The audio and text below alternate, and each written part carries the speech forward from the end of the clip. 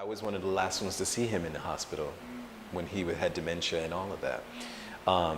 And we were told, clearly, do not talk about it with other people. Do not say anything about, say he has pneumonia.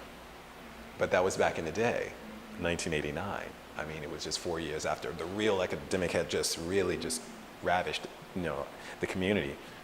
The sole reason for obscuring Ailey's true cause of death was the stigma associated with the disease.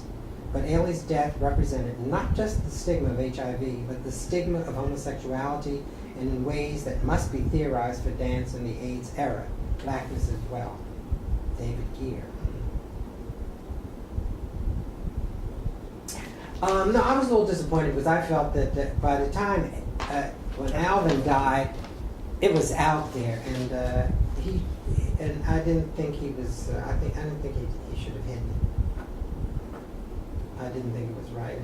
I was in the company when he died, so I remember that no one wanted to talk about it. Of course, we all knew, but as a young dancer who had been in the company 2 years and had had a very short time to work with him, was really devastated by his decline and watching that happen. He was the epitome of clarity and honesty and all those things. And not that it actually was just not being honest.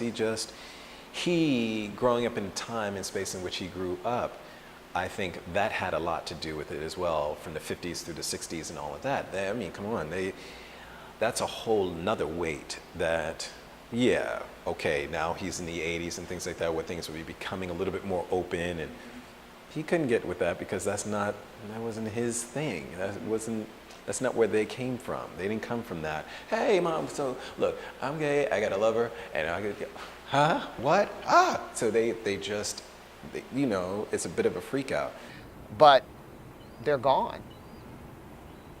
And there's a missing piece. So silence is the whole thing, silence equals death. I think in this sense it does.